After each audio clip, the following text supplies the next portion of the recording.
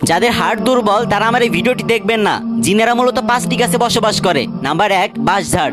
বাঁশঝাড় হচ্ছে জিনদের আস্থানা এবং বসবাসের প্রিয় একটি স্থান। নাম্বার 2, তাল গাছ। রাতের বেলায় একা একা কখনো তাল গাছের নিচে যাবেন না। যদি একান্ত যেতেই হয় তাহলে জোরে জোরে আয়তাল কুরসি পড়তে পড়তে যাবেন। নাম্বার 3, ছাতিম বা সরা গাছ। এই গাছেও জিনদের আনাগোনা থাকে। দিনের বেলায় জিনেরা সাপ হয়ে এই গাছের নিচে লুকিয়ে থাকে। নাম্বার 4, কদম গাছ। কদম ফুল দেখতে যতটা সুন্দর, এই গাছ তার থেকেও বেশি ভয়ঙ্কর। প্রতিদিন সন্ধ্যার সময় তারা সবাই এসে এই গাছের নিচে ভিড় করে। নাম্বার 5, তেঁতুল গাছ। তেঁতুল গাছের কাহিনী আমাদের সবারই জানা। গভীর রাতে তেঁতুল গাছের উপর কারা যেন এসে বসে থাকে। তাই কারো বাড়ি রাঙি নাই এসব গাছ না রাখাই উচিত। অনেকেই বলেন ভাই জিন বলতে কিছু হয় না। আরে ভাই, জিন বলতে যদি কিছু নাই হতো তাহলে আল্লাহ তাআলা কোরআন শরীফে সূরা জিন নামক একটা সূরা নাজিল করতো না। ভাই পুরা পৃথিবী মিথ্যা হয়ে যেতে পারে কিন্তু আল্লাহর কোরআন কখনোই মিথ্যা হতে পারে না। তাই নিজেও সতর্ক থাকুন এবং ভিডিওটি শেয়ার করে অন্যকেও সতর্ক করুন।